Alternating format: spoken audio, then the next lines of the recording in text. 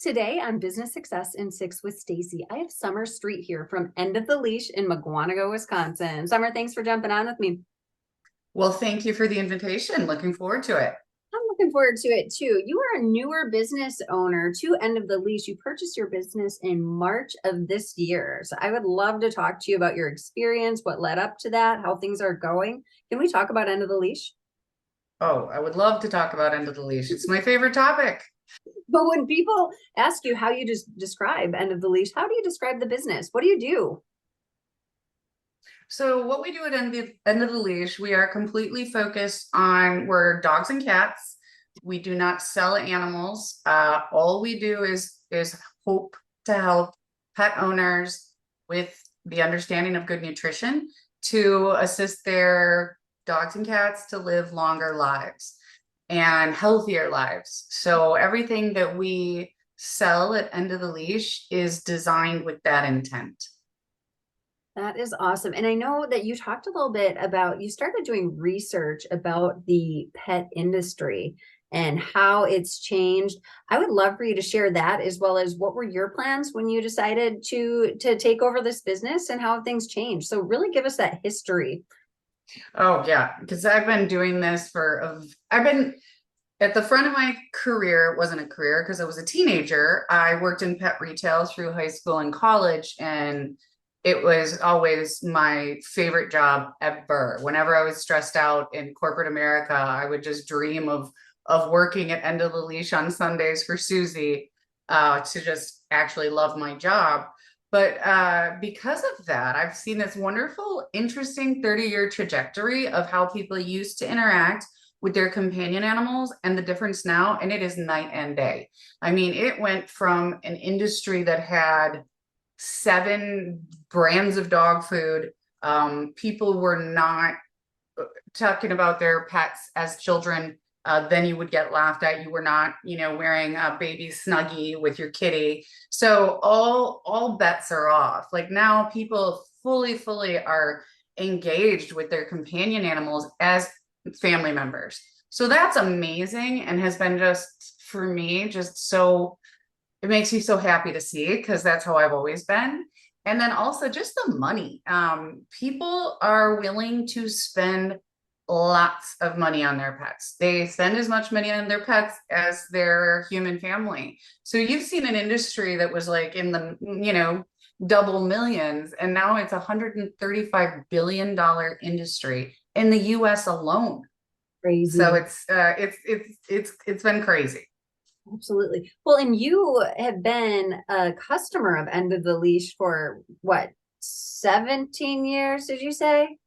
The moment she opened was the moment that I actually moved to this place. I'm from down under, and I saw it, and I stopped my car, turned around, and I'm like, oh my gosh. And I go in there and I meet Susie, and she had just opened. And this woman has all the foods that are the best foods ever. And like we've just talked for an hour, and I thought, oh yay, yay. I was just so surprised and just grateful that she existed, because otherwise I was making my own dog food, because that's just who I am. And once I met Susie, I just thought, oh, I'll just buy everything from her. No problems. And you started when you were 11 working with animals too. So that just really shows how much they mean to you. And it's really like, I think about it from a scientific point of view, just view as well. Like they help lower our blood pressure, right? There's certain benefits that even the not security dogs, what do they call service dogs, right? Emotional support dogs, or cats. I saw a peacock in the airport. I am not kidding. That one was like maybe a little much. I They're love birds too, though, so no judgment. But yeah, no, people's of understanding of the benefits, like you were just saying, about having animals around you, even if they're animals that don't live in your home. I have horses, and being around horses, just the way that they embrace you as part of your herd. It's like everyone at my farm, and there's about 40 women. There's there's some sons and husbands, but we're all women. It's like our Zen place where we go because we just go and we watch our horses and we play with the dogs and the cats. And, Wow. everyone will tell you that that is what they do to reduce the cortisol in their life. So awesome. Very cool. So all of a sudden you decided, I want you to talk about your story about why you decided to purchase the business. So if you wouldn't mind, and about how long that took, your ideas behind that, share that as well. Sure, sure. I'll try to condense it. I just what happened to be working at a street fair in Burlington, and a couple came up to me from elsewhere and were wondering where a pet boutique was. I had just taken a career break and was just trying to figure out who I wanted to be when I grew up. Yep. And when they said that, I looked around because my husband has a music store there, and there isn't one. There isn't that. And I immediately thought of Susie and Under the Leash. And I wanted to see if she wanted to go in and start a new location there. As the conversation went on, I had to track her down. We got to her maybe actually wanting to retire, and yeah, and sort of because of the COVID and, realizing that life can change at any time, she wanted to have the opportunity to enjoy her retirement. And because she didn't have children, I don't either, she only had two choices: sell or close. And so it was just a perfect mix. She knew me well enough to know that she could trust me with her baby, and that, I would never change the main tenets of our mission. So she walked away. We both walked away very, very happy. And yeah, it's been a blessing. So wonderful. I love hearing stories like that. That gave me goosebumps when everybody walks away happy, because that is not always the case when you're buying and selling a business and transitioning the business. There can be a lot of challenges. So congratulations on that. Yes, thank you. My next question for you is, what is the biggest way you impact the community? The community. Well, this is another thing I'm incredibly proud of. And I'm proud of it, not me. I'm proud of my community. We are busy. We are a very busy store. We have a big staff. We sell a lot of animal food, and that surprised me a little bit in McGuanago because I wasn't sure what people's reaction would be to our type of store, where everything you buy there it's premium. You're not getting anything that you can get at a big box store. We work with a lot of distributors and manufacturers that only go with independents. So it's a commitment, it's a time commitment. It's a money commitment. We Yeah. do delivery. I like to tell people that. So like That's you good don't, to know. right. Like you don't have to go to Chewy. We'll bring it to your house. I promise. Awesome. But just knowing that this community embraces this whole concept of holistic nutrition, because think about it. You are what we as humans, we're a little bit different because we have so many different things you can put in your body. It's very Yeah. hard to control. But with your pets, you can control everything that goes into their body, and you can ensure that they're going to get the best of the best of the best. And that's the kind of person I am. Like, I need to know every ingredient that goes, and they drink water. So like when you see just a diet change, it's a macro change in an animal's life, unlike it would be in ours. Because, you might change your diet to eat more kale, but that's just one little thing. And when you change your dog or your cat's diet from kibble to a raw product, that's a huge difference. Oh, sure. Well, and that's one of the things that I wanted you to share too, is the education side of how you're impacting the community. So, for me, I don't know, obviously for all of us, we don't know what we don't know, but if your team is actually helping to educate people on how to feed their animals healthier food, and what might work for one animal might not work for another, correct? Exactly. No, there's all kinds of variables, and there's no one right way. We want to always come to our customers where they are, where they're ready, what are their goals. There's a lot of options that people need to know more about to feel comfortable with, but the education of our team is that's our differentiator. I have a team of 14. And Wow. outside of my 3 people that I've hired in the last 3 months, I've got an average tenure of 10 years at Wow. end of leash for my, I have 2 or 3 people on my staff who have been there since it opened and they don't leave. Amazing. Yes. Absolutely amazing. If every Yeah. business owner could have that, right? Because when we think about the cost of training and hiring and firing at times, it just so that's absolutely incredible.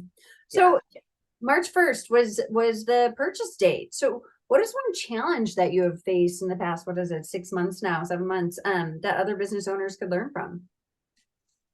Well, number one is if your team isn't working, your store's not working in retail. Your team has to be, I'm really big into team development. And it was always my favorite thing to do in the corporate world.